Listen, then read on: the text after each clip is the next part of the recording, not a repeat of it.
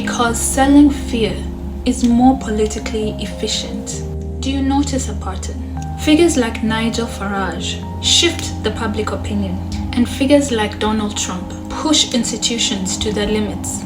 And leaders like Viktor Orban, they redesign the system. And what we're seeing is, it often begins as rhetoric, but it ends up becoming law.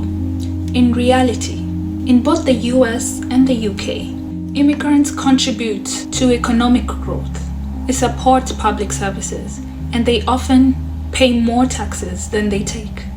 So should we do statistics? According to statistics, immigrants are 80% more likely to be entrepreneurs than native-born Americans. Sure, They're more absolutely. likely to start businesses I'm aware of and that. hire Americans. No, I'm aware right? of that. Immigrants But are we more also- likely to pay in taxes than Yeah. take out in benefits. And They're more likely to add to innovation and jobs and wages. This is what the statistics show. The Congressional Budget Office. understand- I Let me just finish my understand point and then let you come back Okay, in. go The ahead. Congressional Budget Office, which is bipartisan, Republicans and Democrats both use it. They have said that the immigration surge that you mentioned will lead to an extra $9 trillion of GDP over the next 10 years. That amounts to $65,000 per American household. That's $65,000 for each and every one of you holding up a red flag. So this idea that they're stealing jobs is not that simple. It's a narrative and it's not a fact.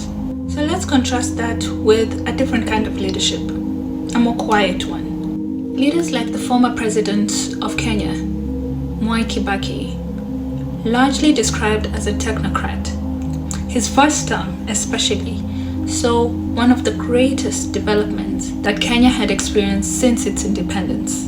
There was economic reform, infrastructure, and steady growth. He didn't necessarily feel powerful, but he did move the country forward. So we need to ask ourselves a simple question. Do we need leaders who appear strong, or do we want systems that actually work? Because one gives you momentary control, but the other gives you stability, but over time. The tragedy isn't that strongmen exist.